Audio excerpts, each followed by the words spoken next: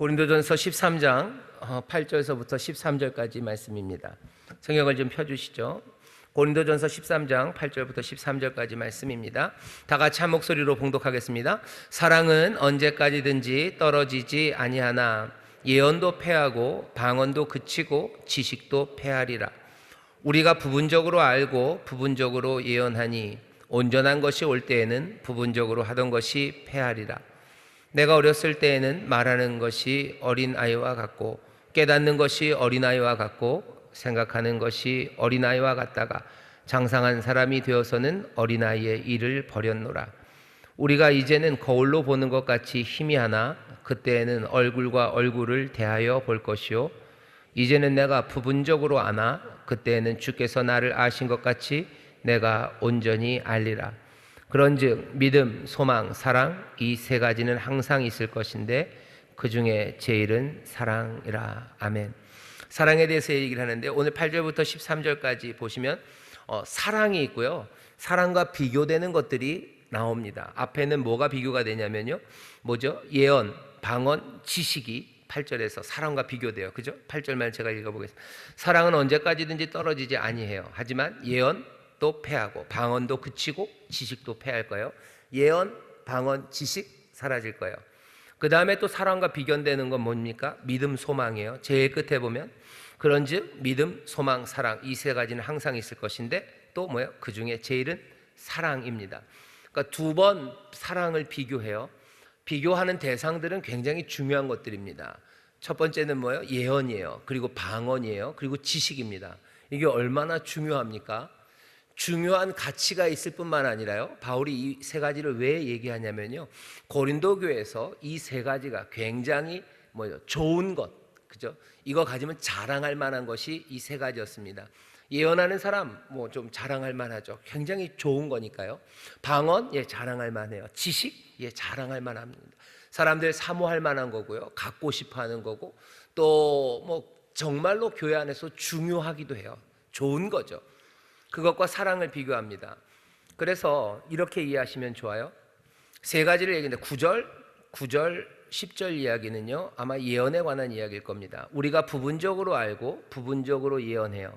그러니 온전한 것이 올 때에는 부분적으로 하던 것이 패할 겁니다. 앞에 예언이 패한다라고 얘기했어요. 그렇죠? 예언도 패한다라는 얘기를 9절, 10절에서 설명을 한 거고 11절은 어쩌면 방언에 관한 이야기입니다. 내가 어렸을 때는 말하는 것이 어린아이와 같아요. 깨닫는 것이 어린아이와 같아요. 그러니까 방언할 때 보면 무슨 말하는지 잘 모르죠. 그냥 애기들 말처럼 말해요. 그리고 또 깨닫는 게 이게 뭔지 잘 몰라요. 어떤 때는 방언하면서 여러분들은 어떻게 방언할 때 무슨 생각들이 지나가시는지 모르는데 여러분들이 방언할 때 엑스타시라고 그러죠. 완전히 혼이 나가서 방언하시는 분들 계신가요?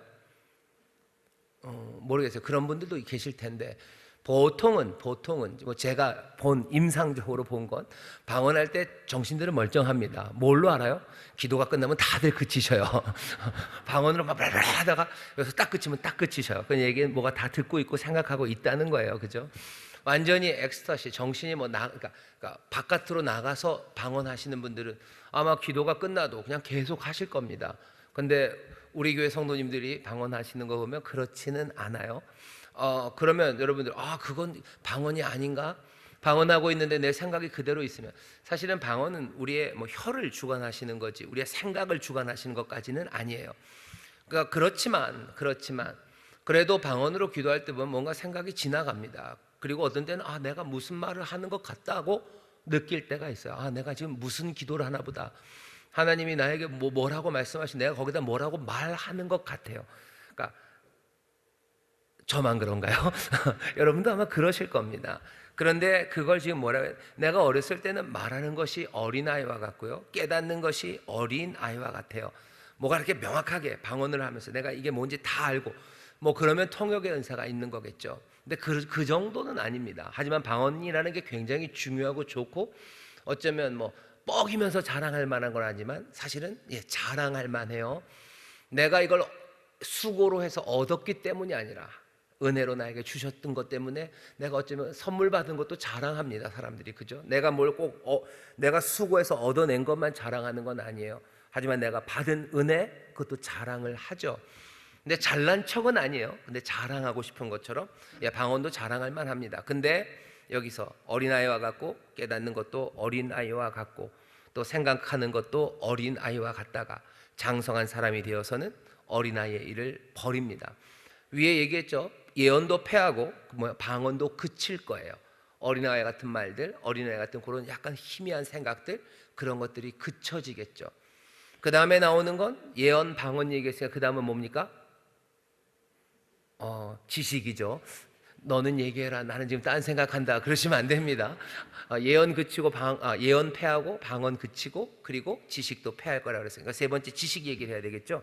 지식 12절이 아마 지식에 관한 이야기일 겁니다. 우리가 이제는 거울로 보는 것 같이 희미하나 지식이에요. 우리가 안다고 해도요 거울로 보는 정도입니다. 여러분들 이 당시 거울이 어떤 건지 아시죠? 유리로 그렇게 좋은 거울이 있는 게 아니에요. 거울이 항상 그 맺히는 상을요 제대로 하는 거울이 늘 그렇진 않습니다. 그런 거울은 굉장히 좋은 거울이죠. 굉장히 비싼 거울입니다. 그래서 일부러 약간 고장난 거울을 좋아하시는 분들이 있어요. 기름하게 나오는 거울, 그런 거울들 좋아하시죠. 네, 어지러운 거울은 좀 싫어요. 기름한 건 좀 좋습니다. 그냥 그런 거울은 사랑스럽죠. 거울아, 그렇게 얘기하고 싶게.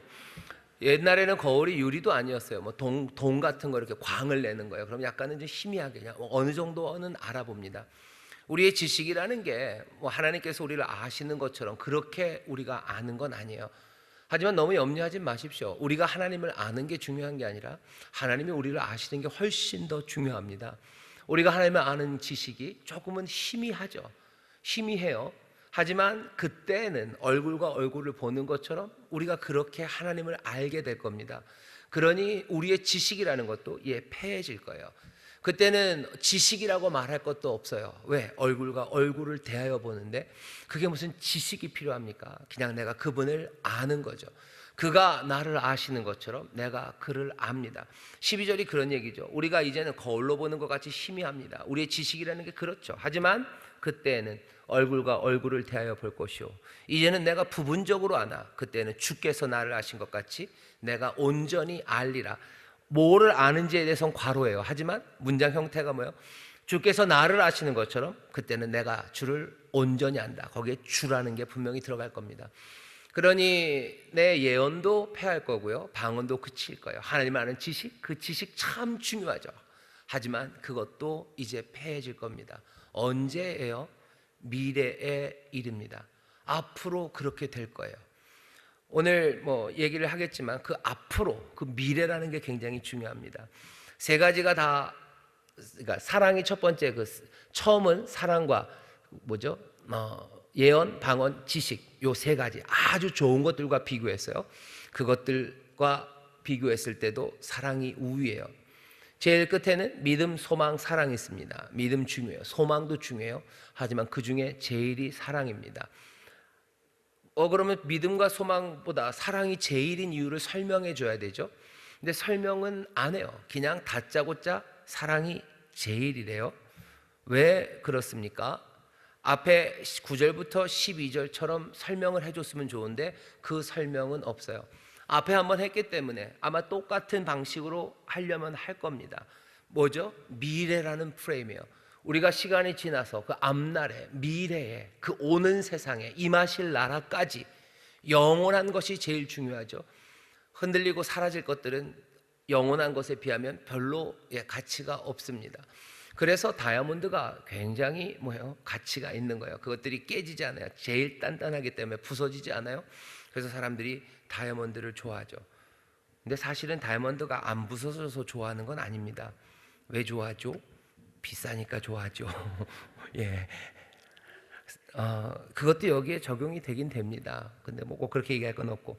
믿음, 소망, 사랑. 왜 사랑이 제일인지 설명은 없어요. 하지만 말씀드릴게요. 아까 위에 예언, 방언, 지식 설명한 것처럼 똑같은 방식으로 설명이 될 거라고 바울은 생각을 해요.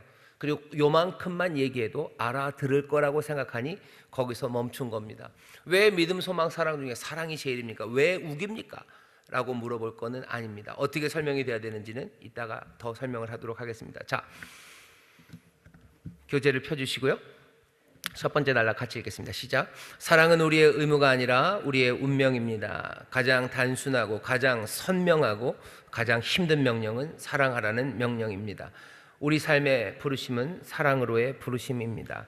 그러니 의무를 넘어서 우리의 운명입니다. 삶이 의무이고 도덕적 요청에 대한 대답이라고 이해하게 된다면 사랑하라는 명령은 불가능해 보이는 먼 표준을 향해 도달하라는 차갑고 힘겨운 명령이 됩니다.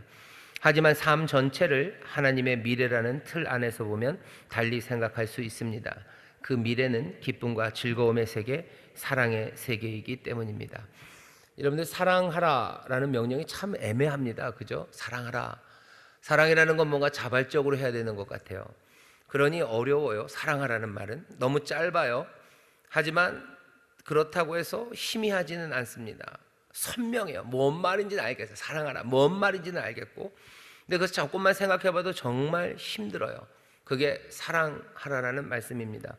사랑은 의무가 되면요, 우리를 힘들게 만듭니다. 하지만 이렇게 생각하셔야 돼요. 사랑은 우리의 운명입니다. 사랑하라는 명령이 주어지지만 사실은 사랑하라는 사명이에요. 그렇게 살라는 거죠. 어떻게 하면 이 사랑하라는 사랑이 뭐 의무가 아니라 뭔가 운명적인 게 되냐면요, 우리의 삶을 하나님의 미래로 보기 시작해야 합니다. 지금은 이게 무슨 말인지 조금 감이 잘 안 잡히실 거예요. 조금만 기다리셔요. 삶을 하나님의 미래로 보기 시작하면, 그러면 기쁨의 삶 그리고 사랑의 삶을 바라볼 수 있어요. 이것이 우리의 운명입니다. 사랑받고 사랑하는 기쁨이 넘치는 삶, 그게 하나님이 우리에게 주시려고, 우리를 이끌어 가시려고 바라시는 그 세상이고요, 그 삶입니다. 그러니 사랑은 우리의 운명이에요. 하나님이 우리를 이끌어가는 내 삶의 모습이죠. 사랑하라는 사랑은 내 삶의 운명입니다.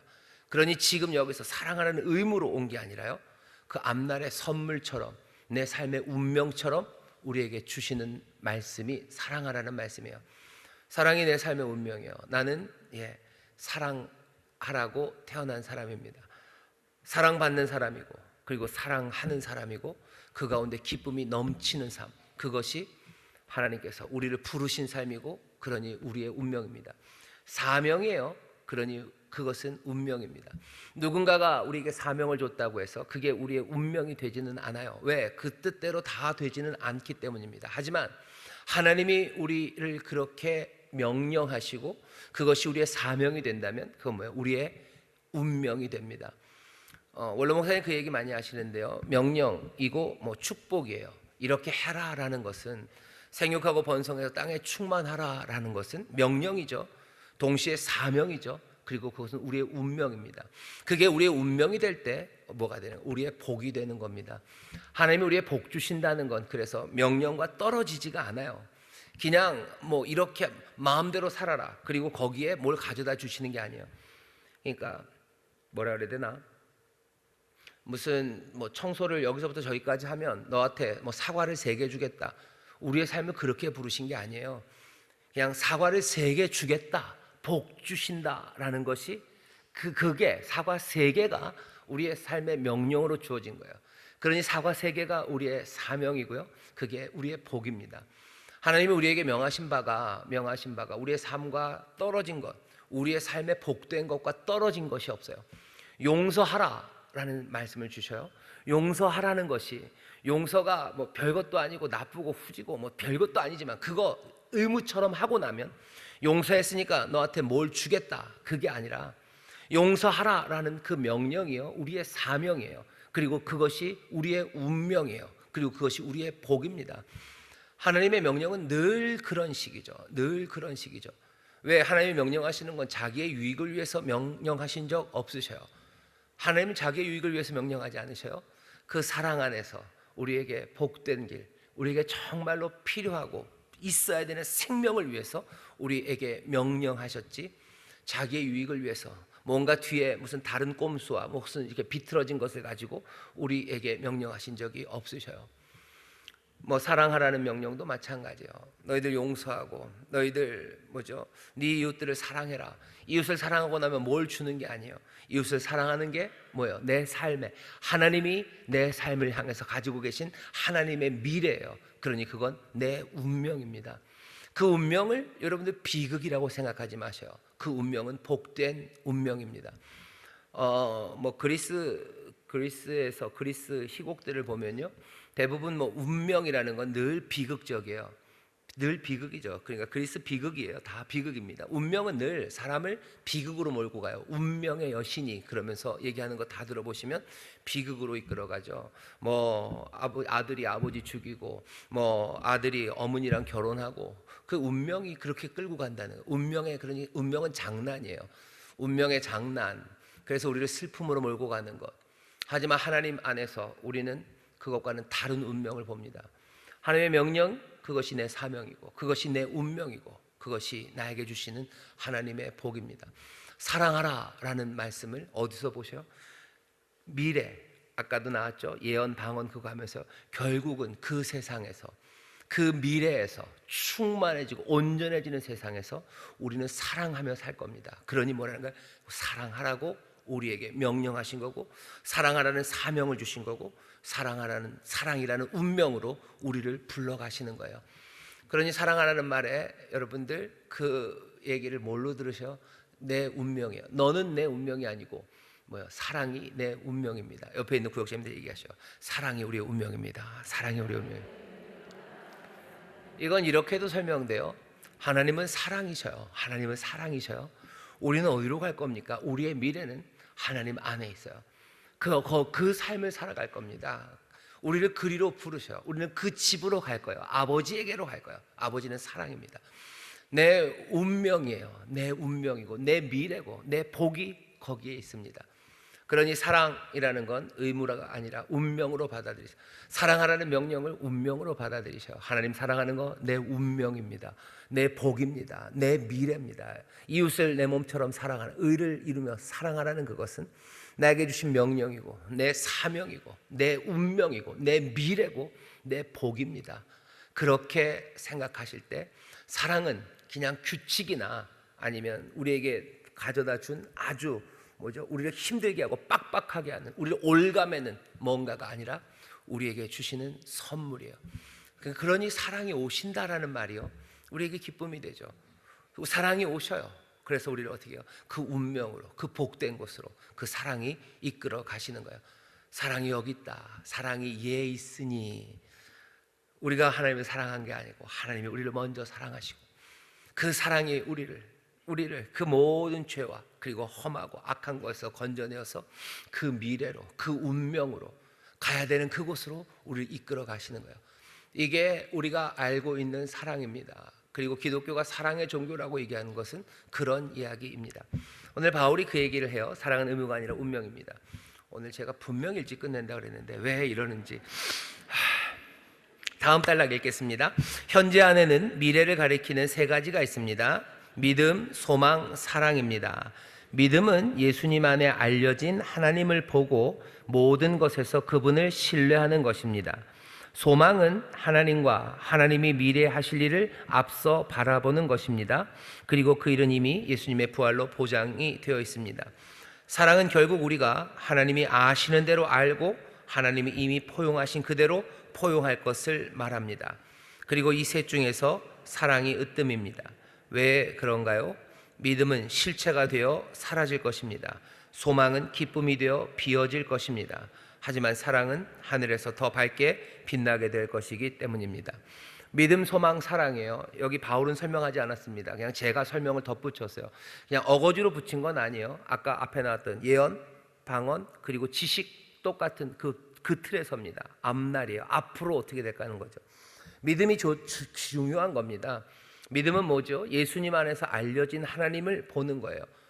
그러니까 믿음은 그냥 아무거나 믿는 게, 예수님 안에서 알려진 우리의 죄악을 그에게 담당시키신 것을 우리가 어떻게 알아요? 그분이 오셔서 고난당하시고 그 모든 것을 다 담당하심으로 하나님이 우리의 모든 죄악을 그에게 감당시키신 하나님이라는 것을 당연히 예수님 안에서 하나님을 봅니다. 그 하나님을 신뢰하는 거예요. 아무거나 우리가 그냥 세게 믿으면 그게 믿음이 아니라, 그냥 하나님을 내가 믿는다 해서 믿는 게 아니라, 오늘 새벽에 말씀드렸죠. 하나님 앞에 나아가는데 그것은 뭐예요? 그 휘장을 지나, 그 몸인 휘장을 지나서 나가는 거예요. 그리스도를 지나서 나가는 거예요. 예수 안에서 알려진 하나님을 보고 그 하나님을 신뢰하는 겁니다. 아무거나 내가 믿고 싶은 것을 믿고서 하나님이라고 그냥 우기고 그것을 흔들리지 않는 정신력으로 버티는 것, 그게 믿음이 아니고, 예수님 안에서 알려진 하나님, 그 하나님을 신뢰하는 것, 그것이 믿음이에요. 그러니 믿음은 얼마나 중요합니까? 소망은 또 뭡니까? 하나님, 그리고 하나님이 미래 하실 일, 그것을 앞서 보는 게 소망이에요. 하나님을 봅니다. 그게 소망이에요. 은혜의 하나님, 능력의 하나님을 바라봐요. 그것만 바라봐도 우리 그거 바라보는 게 소망이죠. 거기에다가 하나님의 약속을 우리가 알기에, 그리고 그 신실하심을 그리스도를 통하여 우리가 확인했기에, 하나님의 미래에 하실 그 놀라우신 구원과 그리고 우리에게 복 주실 그 일들을 앞서 바라보는 것, 그게 소망입니다. 그러니 이게 얼마나 중요합니까? 이 소망이 있으니 낙심하지 않아요. 절망에 빠져들지 않아요. 죽음에 끌려가지 않아요. 왜? 하나님이 보이기 때문에 그래요. 하나님이 어떤 하나님인데 우리를 짓밟고 우리를 대적하시고 우리에게 진노를 퍼부시는 아니죠. 그 밝은 얼굴을 비추실 하나님이고 모든 진노가 해결되고 화목된 그 좋으신 아버지가 저기 계시고 내가 그 하나님을 바라보는 거예요. 그때는 두려움이 없습니다. 소망의 사람들 두려움이 없어요. 하나님이 보이는데, 그 하나님이 보이는데, 그리고 그 하나님이 미래 하실 그 일들이 보이는데 왜 절망합니까? 그리고 그 하나님이 보이는데 왜 악한 길로 갑니까? 왜 그 하나님이 기뻐하지 않는 그런 어리석은 일들 합니까? 소망이 우리로 하여금요 의를 따라 걷게 해요. 소망이 우리의 삶을 더 단단하게 붙잡아 줍니다. 그러니 소망이 얼마나 중요합니까? 그러니 신앙인들, 신앙이라고 그러는 거예요. 신앙, 믿을 신자죠. 믿음이요. 앙은 뭐예요? 바랄 앙이에요. 소망이라는 거예요. 신앙의 사람, 우리가 신앙인이죠. 신앙이라는 건 믿음과 소망으로 살아간다는 거예요. 예수 그리스도 안에서 발견된 그 하나님을 신뢰하고, 이게 뭐예요? 다른 거 신뢰하지 않아요. 여러분들 기대면 여기다 기대는 거지, 여기다 기대면서 여기다 기대실 수 있어요? 없어요. 하나님을 믿는다는 의미는요, 하나님을 신뢰한다는 의미는 다른 것을 신뢰하지 않는다는 의미입니다. 그게 믿음이에요. 예수님 안에서 알려진 하나님을 봅니다. 그리고 그 하나님을 신뢰하는 믿음, 이것으로 살아가는 사람들이 우리들이에요. 신앙인, 하나님을 바라보고 또 하나님이 하실 그 약속, 그 놀라운 구원의 일들을 바라봐요. 그러니 소망으로 생명의 길을 걸어가고 소망으로 참된 길을 우리가 걸어갑니다. 저와 여러분들 신앙인 맞습니까? 네, 그러니 믿음과 소망으로 살아가는 거예요. 자, 이게 얼마나 중요해요. 그런데 사랑은 또 뭡니까? 사랑은 하나님이 아시는 대로 아는 거예요. 하나님이 포용하신 대로 포용하는 겁니다. 우리의 운명이에요. 어쩌면 하나님이 사랑이셔요. 우리가 사랑한다는 건 하나님, 조금은 무리가 되는 말일 수 있어요. 무리 됐어요 이겠지만 우리가 하나님처럼 되는 거예요. 하나님의 형상대로 되는 거예요. 하나님 닮아가는 거고, 하나님의 아들의 형상을 닮아가는, 하나님 닮아가는 것, 그것이 사랑입니다. 그런데 이렇게 중요한 세 가지는요 어떻게 됩니까? 근데 왜 사랑이 제일입니까? 그냥 다 좋다고 그래야 되지 않습니까? 이유는 딱 하나예요. 사랑만이 남아요. 믿음은 실체가 되어서 사라질 겁니다. 내가 뭔가 신뢰했던 것, 그것이 실체가 되었을 때, 그때 믿음은 더 이상 필요 없어요. 믿을 필요 없죠. 벌써 와 있는데 믿어야 될 이유가 없습니다. 그분이 오신다고 믿어요. 근데 그분이 오셨어요. 그럼 오신다고 믿을 필요가 있습니까? 그렇지는 않죠. 소망은 기쁨이 되어서 다 비워져 버릴 겁니다. 하나님의 선하심을 바라봐요. 하나님의 구원을 바라봐요. 그런데 그 구원이 나에게 임합니다. 그럼 뭐예요? 그건 기쁨이죠.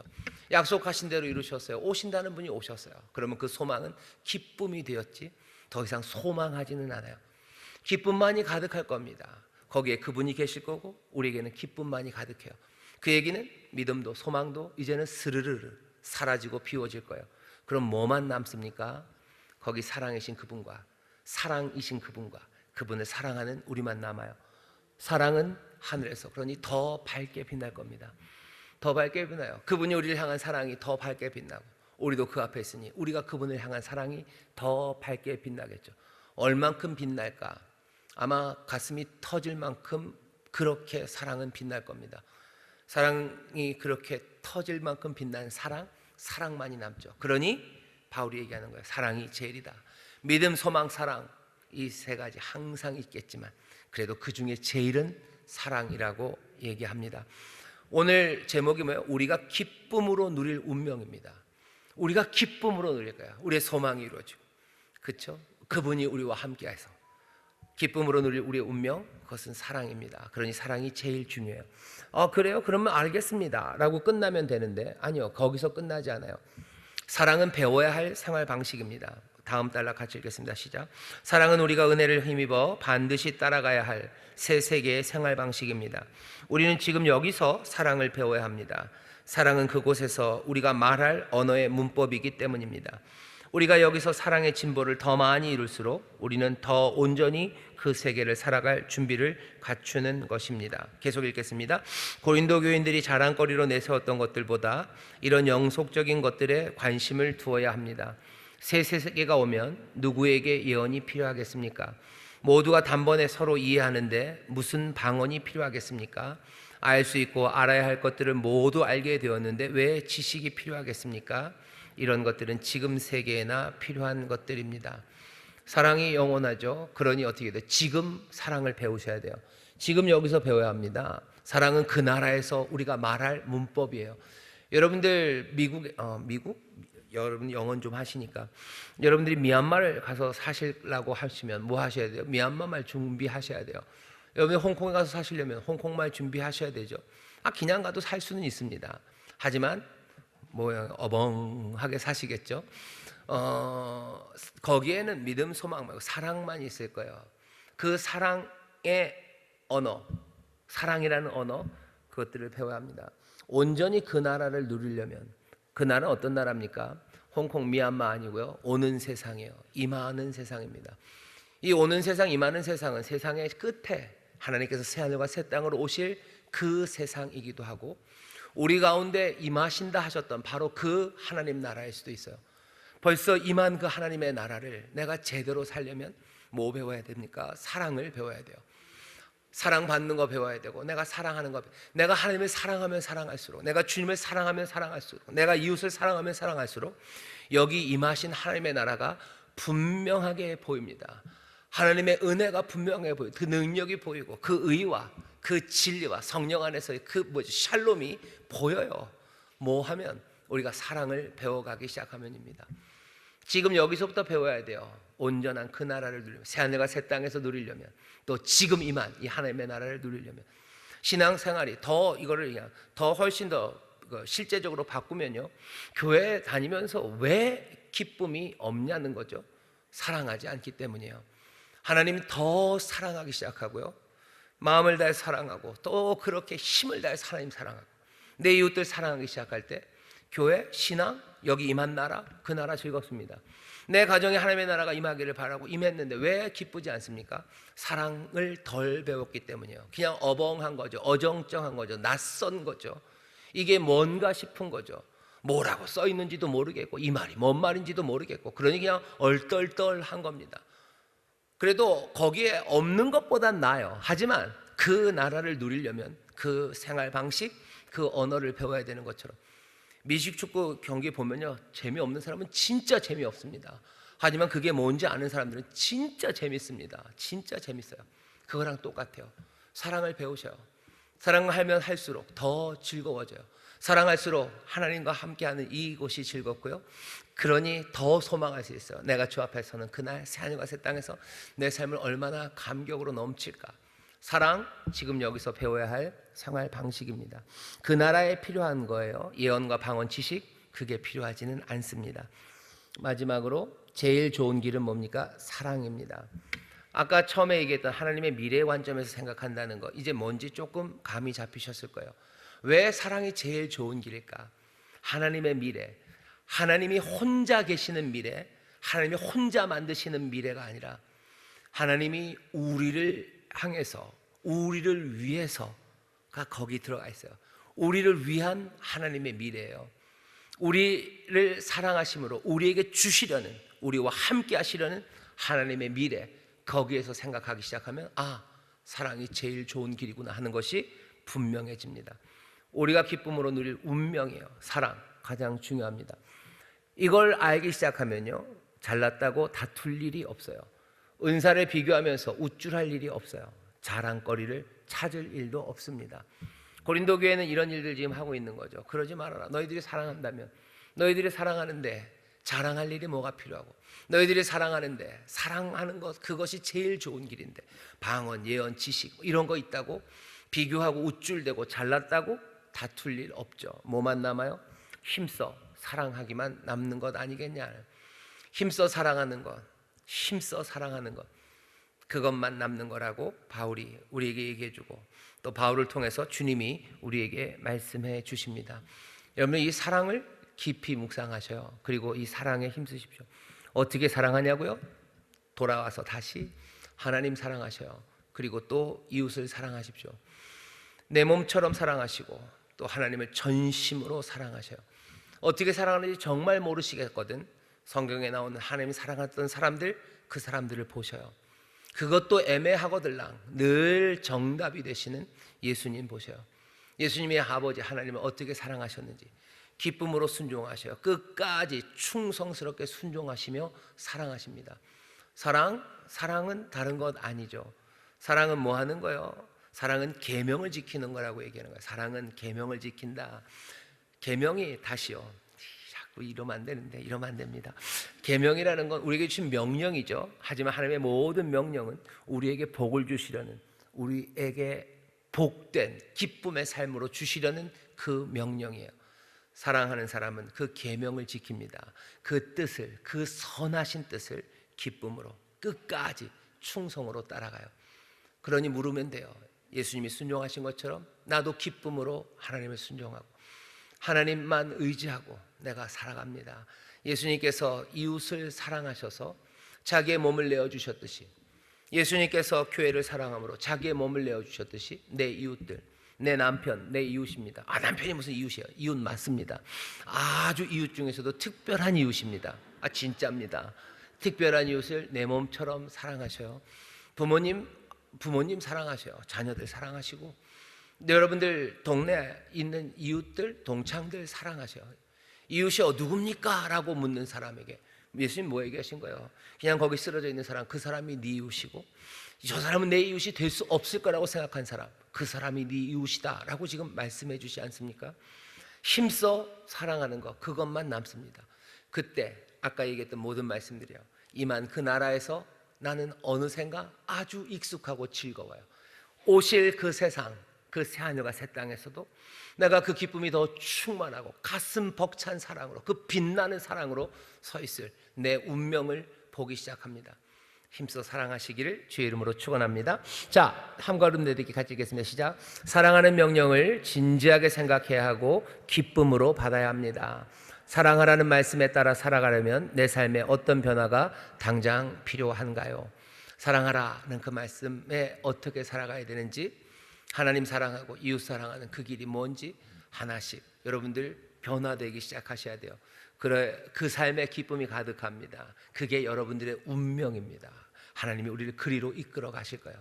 다시 한번 사랑하라는 말씀에 따라 순종하기 위해서, 제일 좋은 길을 따라가기 위해서 삶의 변화가 시작되시기를 주의 이름으로 축원합니다. 한 걸음 내딛기 2번입니다. 같이 읽어볼까요? 시작. 예수님 사랑을 체험한 사람이 제대로 사랑할 수 있습니다. 예수님 사랑을 사모하는 자기의 신의 모습과 그 받은 사랑으로 살아가는 자신의 모습을 그려보고 서로에게 그 모습을 이야기해 봅시다. 사랑받고 사랑하는 거예요. 예수님이 나를 사랑하시죠. 그러니 나도 예수님을 사랑할 거예요. 예수님 사랑, 그거 사모하는 내 모습은 어떤 모습일까? 나는 어떤 모습으로 주님을 사랑할까? 나는 어떤 모습으로 주께 사랑받고 있을까? 그 사랑을 받아서 나는 누구들을 어떻게 사랑할까? 하는 그 그림들을 그리셔요.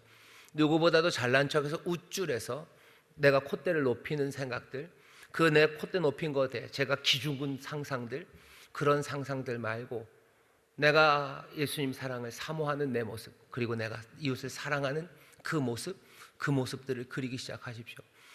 남들보다 더 많이 가져서 행복해서 입이 귀에 걸리는 그거 상상하지 마시고, 남들보다 더 많이 가져서 뿌듯한, 그래서 무슨 뭐죠?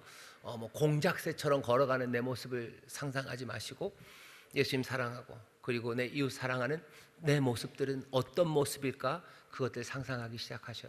그리고 그 모습들을 서로에게 이야기하기 시작하십시오. 그게 우리가 어쩌면 이 경쟁 심하고 그리고 허무한 것들이 가득한 세상에서 가장 좋은 길, 영원한 것, 그것들을 바라보는 삶의 모습입니다. 영원한 것을 뭘로 바라볼 거예요? 망원경으로? 아니죠.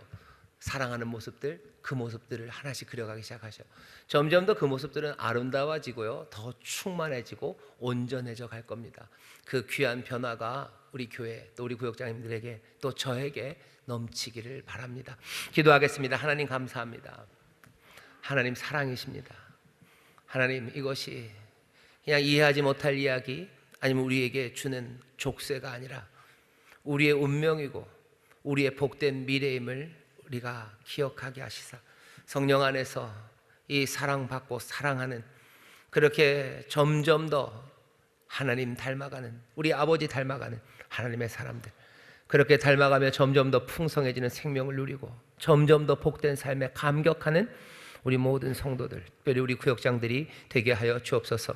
성령님, 우리에게 임하시사 우리로 꿈꾸게 하실 때 우리가 사랑하는 꿈, 사랑받는 꿈들 꾸게 하시고 그 가운데서 다시 한번 하나님을 향한 감사와 기쁨 그리고 새 힘과 용기가 넘쳐나게 하여 주옵소서. 우리에게 사랑할 사람을 주시니 감사합니다. 하나님, 우리 사랑하는 구역원들, 아름답게 사랑하는 구역장들 되게 하시고 또 구역장들 서로를 사랑할 수 있게 우리를 묶으시니 감사합니다. 구역장들 사랑하게 하시고 선임구역장님 사랑하게 하시고 교역자들 사랑하게 하시사 이 가운데 하나님의 생명이 충만한 교회, 그 가운데 사랑의 능력으로 모든 두려움과 절망이 다 사라지는 하나님의 나라가 이 땅에 임하게 하여 주옵소서. 우리 가운데 권능으로 임하게 하여 주옵소서. 감사드리며 예수님 이름으로 기도하옵나이다. 아멘.